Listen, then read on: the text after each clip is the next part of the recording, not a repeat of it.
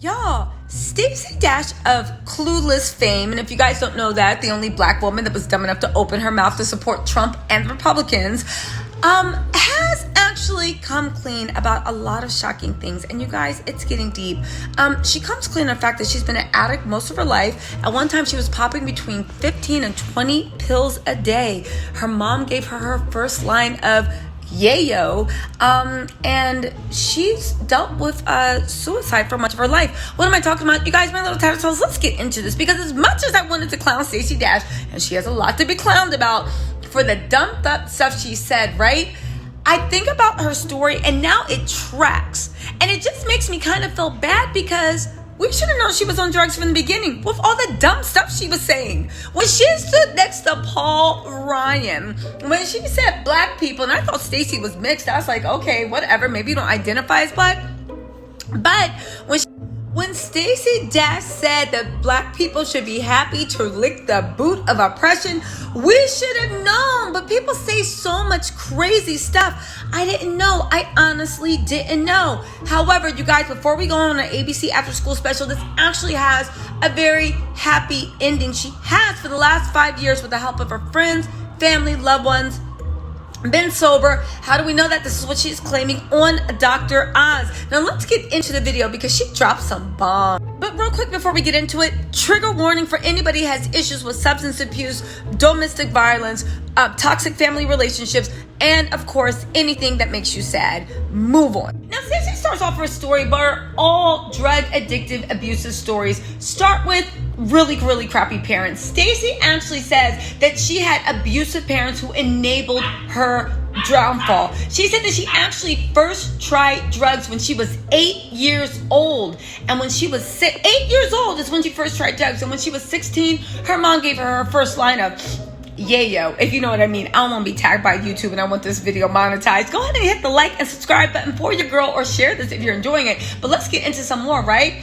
She actually said she really didn't even remember until she was 17. She didn't remember anything. So it was like a drug-filled haze from, from 8 years old up to 17, right?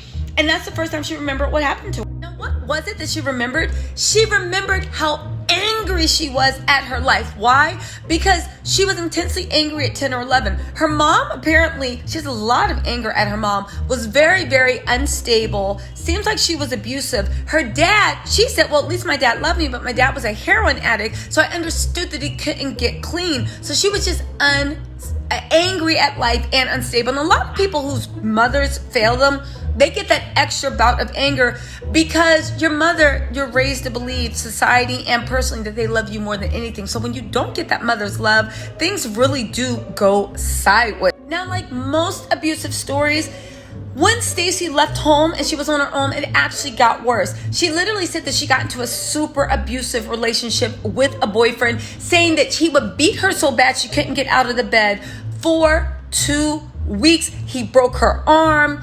He did all of this stuff. And it was super bad, right?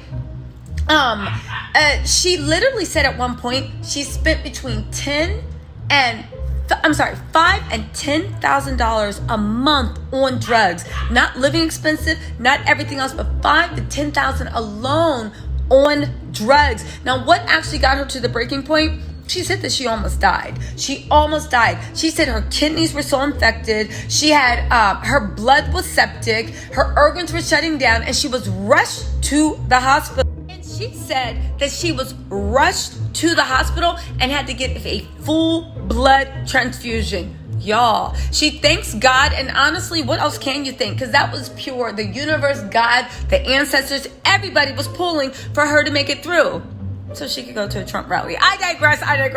Let's get into the... You might be wondering why Stacey's sharing this. Because she's sick. She basically says she's sick of the stigma that comes from being a drug addict, and saying that people that aren't addicted need to show drug addicts more compassion, more empathy, because it's something that they can't kick themselves. It's something they need help with. Anybody that's ever been in love, loved, or had somebody close to them, friend, family, or foe, that is on drugs knows that it's a very dark place to be. Let's actually be thankful that Stacey actually climbed her way out of this. She found the help, and she thanked the people that's been in her corner for the last 5 years for making her feel better than she's ever felt in her life. Now listen, here's the thing, guys. I did the math, and it's the last 5 years of her life. And Trump's been president for 4 years. So that means that you were sober when you were standing next to Powell Ryan. You were sober when you were at Trump rallies. You were sober when you were doing anti-black talking points on Fox News. You know what? Everybody's journey is different. She looks beautiful. She sounds like she's in a great place. Maybe she finds this peace that she so desperately wanted. She can get into her right mind and walk some of that shit she said back. But oddly enough, listen, I say jokes, but thank God that Stacey found the light. And I hope that if anybody is struggling with anything they cannot kick, that they find that inner strength and guidance with the help and support of their loved ones to truly live the life they deserve. All right, that's enough of my after school special. Y'all be safe out in these YouTube streets, and I will see you tonight for my members only live. Bye, my little Tattle Tells.